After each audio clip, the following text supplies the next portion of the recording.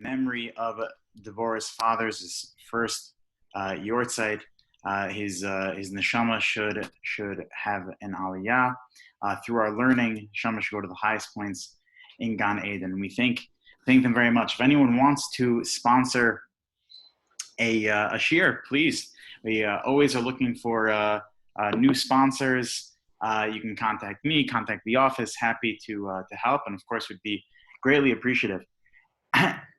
In Parshas Ki Teitzei, as Moshe Rabbeinu is continuing to teach Klal Yisrael some final words of wisdom, words of parting in his farewell address before he passes away, and Klal Yisrael goes into Eretz Yisrael. So, as he's been doing, he's been teaching some of the fundamental Jewish ideas, mitzvos, and in Parshas Ki Teitzei, he kind of like throws everything plus the kitchen sink at Bnei Yisrael. There are 74 mitzvos in Parshas Ki Teitzei. It's the highest mitzvah count of any other mitzvah. And just like any garment, the higher the count in the garment, the higher the thread count. So in the Parsha, the higher the mitzvah count, the more juicy, the more comfortable, the more you get out of the Parsha. So there's obviously a lot to learn in Parshas Ki Teitzei. I want to focus though on one particular mitzvah that comes out that is addressed in this week's Parsha. That as we go through the mitzvah, we're going to see that it is speaking directly to us, especially during this period, and that is the mitzvah of Hashavas Aveda, returning lost objects. And the basic mitzvah is, as the Torah tells us, right over here, Parashah Beis, Pasuk Aleph, Lo tireh shor achecha o et seiv nidachim v'salamta mehem hashev tashivim la'achecha. That if you pass by something that belongs to your friend and you see that it's lost, so you're supposed to return it to them. V'im lo karov achecha alecha, and if your friend's not near you, lo yadato ve'asavto atov beitecha, so then you should bring it inside of your own home. Meaning, if you don't have the ability to go deliver it to them, so you bring it into your home, and it should stay with you until your friend is able to claim it.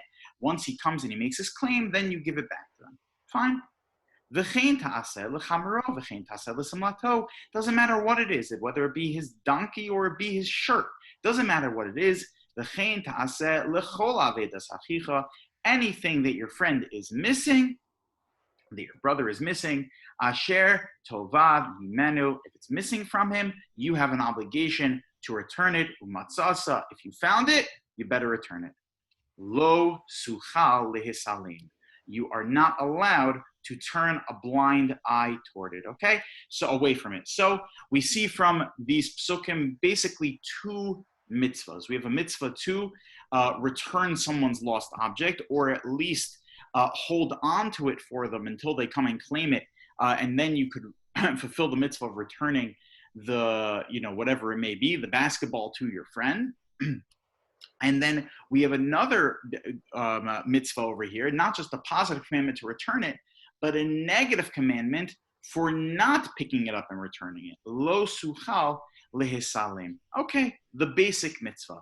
This is discussed heavily in the second chapter of Maseches Bava Metzia, comes up in a few places in Shas, but I want to go through kind of like a survey of where we find this mitzvah present itself in other areas of halacha. This mitzvah of Hashavas Aveda, which is basically returning lost objects, having a lost and found, right? This ethical principle of caring for other people's property, this is something that comes straight from the Torah. But when we look in Chazal, we see that Chazal, our rabbis, expanded this mitzvah into other areas as well, not just returning lost objects. Let's take a look. Let's take a little bit of a trip through other types of lost and founds through the eyes of Chazal. This is the Gemara in Bava Metzia on Daf Lamed Aleph Amar Aleph. Amar Rava. Rava taught the following: L'chol avedas achicha. What did the pasuk teach me just now? Remember, we just saw this pasuk. V'chein ta'aseh l'chamaro, v'chein ta'aseh l'simato. That you, whether it be the person's donkey or whether it be their shirt, V'chein ta'aseh, you have to return the object, l'chol avedas achicha, anything that your friend may be missing. What is that coming to include?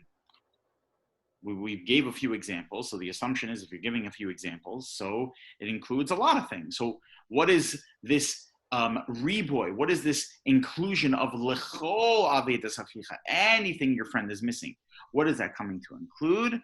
L'rabos, it's coming to include avedas karka. It's coming to include loss of land. What would be loss of land? Amalei Rav Chanina l'Rava. Tani de Masailach. Rav Chanina said to Rava, I have a brisa that supports you. Basically, I'll tell you what this means, loss of land, that you have to return land that would be lost to your friend. How do you lose land? It's not that you can't pick it up and move it somewhere. So how do you lose land? Oh man, I can't find my house. Where did I leave it last, right? Well, what does this mean, lost land? So says the Gemara the following, Rav Mayim sheshotfin ubayin.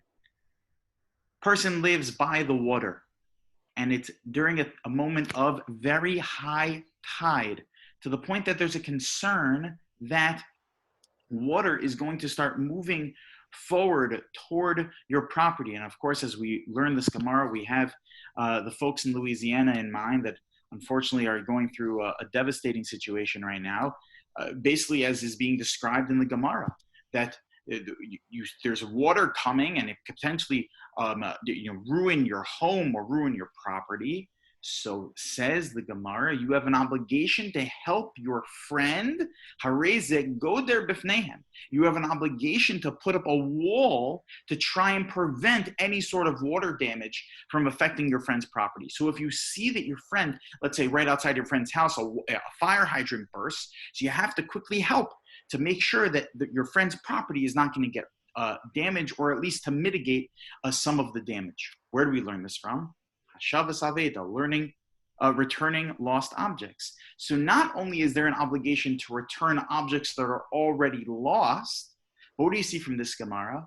That we take such care in our friend's property, not just to return something that's already lost, but to prevent something from becoming lost from your friend, to help them prevent a loss. You have an obligation to step up and intervene to make sure that they don't incur a loss. Another piece to this mitzvah of Hashavas Aveda. So now we have two examples or two details in this mitzvah of Hashavas Aveda. Number one is the classic example of you see your friend lost their basketball, you have to pick it up to return it. Number two, you see that there could potentially be some sort of a loss that your friend is going to incur, and you could prevent it. You have to intervene to make sure that they don't incur that loss. Okay. Continues in our journey through this mitzvah of Hashavas Aveda. Let's take a look at the next Gemara over here. The Gemara tells us in Masechah Sanhedrin on Daf Ayin Gimel and Aleph the following. The Gemara tells us that if you see, let's say, your friend is in danger, okay? Let's say, God forbid, you are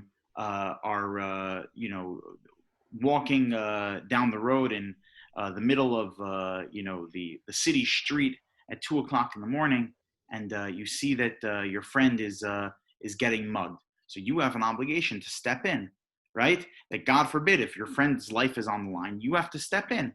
As the Torah tells us, Loi ta'amod al dam re'echa. You are not allowed to stand idly by as you see your friend becoming in danger. This is exactly what the Gemara tells us right over here. Menayin l'roes chaveru shu tova banar. Let's say you see your friend is drowning in the river. Ochaya goraso. You see that there's a wild animal that is dragging him.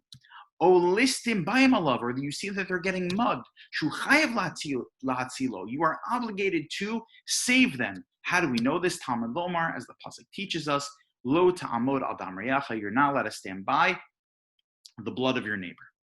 Says the Gemara, v'hamahacha nafka. Hold on. We learn this halacha from that you're not allowed to stand by as you see your friend, potentially in danger. We learn it from the pasuk that tells me I'm not allowed to stand by while I see my friend being murdered. Lo ta'amod al dam re'echa, I can learn it from the following. Avedas gufo minayin. How do we know that if your friend is going through some sort of a loss that you have to help them? Talmud lomar v'hashivosalo. You have to intervene. You have to restore them. You have to return them. What did the Torah teach me right over here in Pasuk Beis? That if you see that your friend is losing something, you have to v'hashivosalo. You have to return it to them. So over here, the Gemara uses the same logic and applies it in the case where you see your friend is in danger, v'hashivosalo, that you have an obligation to return their actual body to them, meaning you have to take preventative measures to make sure that your friend is going to be safe. You have to actively make sure your friend is going to be safe. You have to intervene if you see that your friend is in danger. Why? Because there's an obligation of returning lost objects. Returning lost objects, the Gemara is saying that no, this is really a principle of caring for your friend. That just as the same way you care for your friend's money, and just as the same way you care for your friend's property, you obviously have to care for their life. It's all learned from this halacha of returning lost objects. Let me show you another Gemara. Another example of this mitzvah of Hashavas Aveda, another offshoot of this mitzvah. The Gemara teaches us the following over here in Maseches Bava Kama on Daf Pei Aleph. The Gemara tells us a little bit of a story. That let's say you driving on the road and you see that seems to be someone who is caught inside of a corn maze. Okay. So the person's caught in some sort of a corn maze, and they have no clue where they're going. They don't know which way is up, which way is down. So what are you going to do? You have to intervene. You have to help out. It reminds me of a joke. There was a fellow who moved to a new town.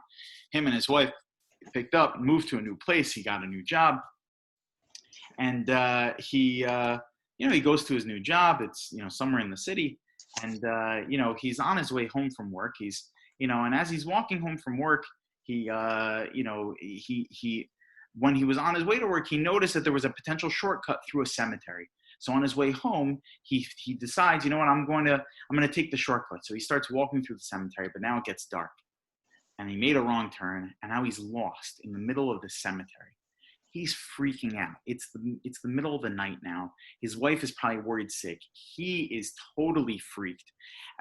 Doesn't know which way to go. He doesn't know which way is east, which way is west. He's got no clue where to go. And then, Baruch Hashem, he sees someone else in the cemetery. So he runs over to them. He says, "Oh my gosh, you got to help me out. I'm completely lost. Can you please, I'm freaking out. Can you point me in the direction of, Main Street?" So the fellow says, "Oh, I completely understand. Here, let me show you which way is Main Street." Thank you so much. This is really, such a nice thing you're doing for me. I really don't know where I'm going. I'm new to town. He says, "Yeah, I totally get it. It's scary being lost in a cemetery." He says, "Oh my gosh, yeah, it is. It's scary." So the fellow looks at him. He says, "You know what? I'd be scared too if I was alive." Right? So you see a fellow is stuck over here. He doesn't know which way to go. Says the Gemara, Tana Rabban Aros Chaveo To Ben Kirayim. Your friend is lost in a kerem. He's lost in a vineyard. Says the Gemara, Mafsig v'ole, mafsig v'yore, that you're allowed to pull down vines in order so you could allow your friend to find their way. Okay. Continues the Gemara. Where do we know this from? How do we know that you are allowed to pull down the vines in order to help your friend go through? Says the Gemara, De Oraisahu, De Tanya, as the Brisa tells us from the Torah. Hashavas gufo minayin. How do you know that you have an obligation to help a person return to their own body? Meaning you have to save a person from danger, as we just learned in the previous Gemara. Talmud lomar v'ashivosalo, that you have an obligation to return any lost object or anything lost about the person to him. You have to complete the person. You have to make them whole again. This is our obligation. Even to help a person find their way. So if a person stops you for directions, you have an obligation to help them out. You fulfill a mitzvah from the Torah by helping them out. A person asks you for, they're lost, and you should think in your mind, oh, amazing, I now have an opportunity to fulfill the mitzvah of Hashavas Aveda, returning lost objects. I'm returning the person back home. Another example of this mitzvah, of Hashavas Aveda, and how it expands, a mitzvah that expands based on its svara, based on what the Torah is trying to really teach us, that we have an obligation to make people whole.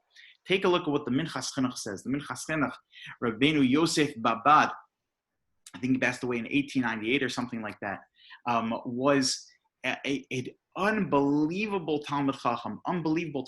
He was the Av Bezdin of Chernobyl. And when he wrote his Sefer, Minchas Chinuch, which you see is, this is what we're looking at over here, is the Minchas Chinuch. So the Minchas Chinuch, here, I have a copy over here. Minchas Chinuch is an amazing sefer. It's one of my favorite svarim. It was actually Rabbi Soloveitchik's favorite sefer. He finished the entire Minchas Chinuch before he was 13 years old. After his mother would tuck him in bed at night, so he'd say, yes, good night, mommy, and then after she'd leave the room, he'd pull out from under his pillow a Minchas Chinuch, and be rebellious and read the Minchas Chinuch while he was in bed as a child. He finished the Minchas Chinuch before he was even bar mitzvah. The Minchas Chinuch, Rav Shechter says, is a sefer where if you know everything that's in the Minchas Chinuch, and that's the only thing you ever learn your entire life, you never learn any Chumash, you never learn any Gemara, you never learn any Talmud, any Mishnah, you don't learn anything else. All you learn is the Minchas Chinuch. Says Rav Shechter, you could fake being the Gadol Hador. The Minchas Chinuch has got everything. Everything's in the Minchas Chinuch. Unbelievable sefer. When he wrote his work, Rav Yosef Babad, he was so poor that he needed to ration his ink and his paper. So he wrote the entire book in acronyms, in Rosh Tevis. The entire work was written in acronyms, in this shorthand, very cryptic language. So really was only accessible to Talmidei Chachamim, but after it gained tremendous fame, so then people put money, invested money in expanding the work, and then it was republished in more full form. That's the way that we have it today. The Minchas Chinuch, was a commentary on the Sefer HaChinuch, teaches us that there is an additional component to this mitzvah of Hashavas Aveda. What is it? The mitzvah of Tochacha. If I see my friend is about to sin, about to do an Avera, transgress, go against the way of God, I have an obligation, tochiach es amisecha. I have an obligation to provide tochacha, to help them, find their way, to, prevent the sin that they're about to incur upon themselves. Says the Minchas Chinuch, Rav Yosef Babad, he says, nearly the chiyuv hatochacha, that it appears to me that this obligation of tochacha, he says, he chutz Maisazu, it's not only in this obligation of Hocheach Tocheach Es Amisecha, but he says, V'gam v'hashevosalo. This is also an obligation of Hashavas Aveda, L'rabas Avedas Gufo, to help a person return to themselves. By preventing them from committing any sin, that's helping a person return to themselves. To making a person shalim, to making them whole again. Isn't this unbelievable? This mitzvah of Hashavas Aveda applies to something as small as a basketball, something as small as a pen that your friend lost, that you have an obligation to return to them, to something as big as saving a person's life, because both of them speak to the fact that you're trying to make the person whole again. This Rambam now, again, speaks to the same idea. Take a look what the Rambam says in his Parsha Mishnayos. The Rambam, Maimonides, when he was 31 years old, wrote a commentary to the Mishnayos. It was the first work that he wrote.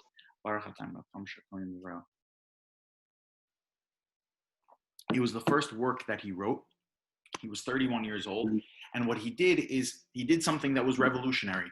The Mishnah was a work that was learned by people that even by design, the way Rebbe HaKadosh set it up is that you had to learn with a Rebbe, right? You couldn't, with a teacher, you couldn't just simply pick up a Mishnah and learn it. Even today, Mishnah is one of the more difficult things that one of the more difficult pieces of literature, because a lot of it is cryptic. A lot of it needs, the elucidation from the Gemara. You need to have some, working background knowledge or sense of how Mishnayos, or really Gemara, works in general, how the oral tradition was transmitted in order to be able to learn Mishnayos. So for the average, layperson, Mishnayos is relatively inaccessible. So Maimonides, who was living in Arabic communities at the time in Egypt, so what he did is that he expanded the Mishnah by writing a running commentary on the Mishnayos. That what he did is that he would summarize the halacha that came out of the Mishnah through the Gemara, through the Talmud, and would explain the Mishnah like that in, not Hebrew, Arabic. It was like an art scroll. He translated and elucidated and expanded the Mishnah for the layperson. And it gained tremendous popularity. It's since been translated a couple of times. Now we have a good Hebrew translation thanks to Harav Kapach. So I want to show you one of the comments that the Rambam makes in his Parsha Mishnayos. He says, Refuas nafsho, healing a person, hu shirape gufo. That means that you have to, if, let's say a person has a certain ailment, there's a mitzvah to heal them, to provide medicine. The Rambam himself was a doctor. Where do we go over here? Says the Rambam, there's a mitzvah to provide medicine for them. Refuas mamon, shirape behemto. Let's say, what does it mean, refuas mamon? The Mishnah was discussing these things. Refuas mamon means that a person's property is sick and you need to heal them, meaning a person's animals. So if you're a vet and you help heal a person's horse or you help heal a person's cow, so that is part of their parnasa, right? Shirape behemto. Umuter lo. Okay, then he goes into the halachos of Nadarim that the Mishnah was discussing. But then look at what he says. Chiyuv harofe, the obligation to heal a person, to provide medicine, min haTorah, from the Torah, l'rapos chole Yisrael. This is an obligation to provide medicine for anyone who is sick among the Jewish people. V'zeh nichlal, and this is included in the pasuk, in the mitzvah of v'hashivos alav, to return a person's lost object. L'rapos es gufo, to provide medicine for a person. Again, what is the mitzvah of hashavas aveda?